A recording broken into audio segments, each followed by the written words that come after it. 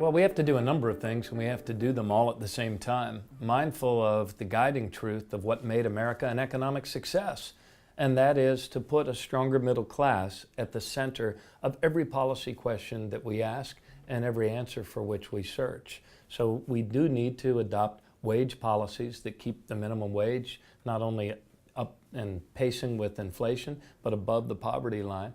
We need to make the investments in our country that we used to make in terms of infrastructure, education, and innovation at a higher level than we've been making it.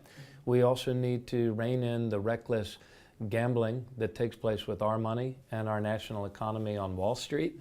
We need to refrain from bad trade deals that have American jobs and corporate profits leaving our country. And finally, we need to raise Social Security benefits so that we don't relegate a whole generation of seniors to living their golden years in poverty.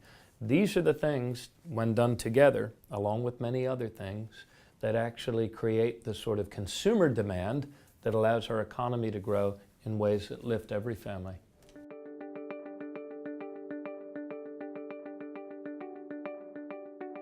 The two areas that are related to our economy, I think, have to do with foreign policy and national defense. All of these things are related to one another. I mean, we have to be nimble in a fast-changing world so that we can identify change before we become victims of it and act in ways that make our country the beneficiaries of that change.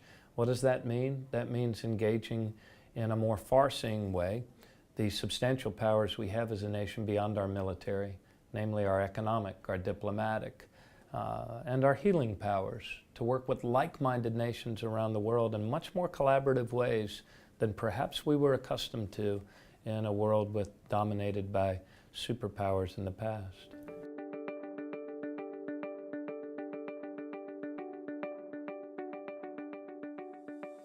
I see our politics actually moving beyond these rather divided and polarized and self-defeating times to a much more collaborative and connected form of politics. In other words, the internet, governing in the information age, the openness and transparency that you're seeing cities embrace to make the work of progress and governing more personally responsive and also more